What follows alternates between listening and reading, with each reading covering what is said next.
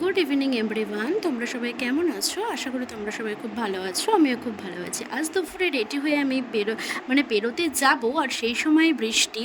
আজকে আমাদের একটা বার্থডে ইনভাইট ছিল একটা দিদির বাড়িতে, আর আজকে তো সারা দিন ভীষণ বৃষ্টি হয়েছে।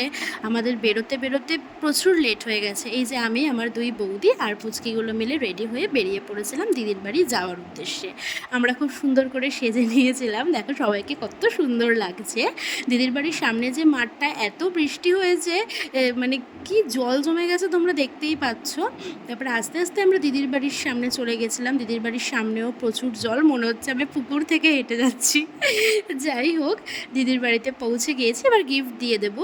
এই যে হলো দিদির মেয়ে তানিশা, খুবই ভালো মেয়ে। ওরই জন্মদিন ছিল দুদিন আগে, আজকে সেলিব্রেশন হয়েছে সেটা। দিদির ঠাকুর ঘরে চলে গেছিলাম, গিয়ে তো পুরো মনটা শান্ত হয়ে গেছিলো। প্রভুকে কি সুন্দর করে সাজিয়ে রেখেছে, আসলে প্রভুর ইচ্ছাতেই সব হয়। বসে পড়েছিলাম খেতে। খাবারের মেনুতে ছিল ডিমের টেবিল, স্যালাড, সস, খুবই সুন্দর ছিল প্রতিটি রান্না। তারপরে দিয়ে দিয়েছিল ফ্রাইড রাইস, তারপরে দিয়ে দিয়েছিল আলুর দম, তারপরে চিলি চিকেন, চাটনি, পাঁপড়, তারপরে দিয়ে দিয়েছিল ক্যাম্পা। আজকের মিনি ব্লগটা এইটুকুই। Tata, by.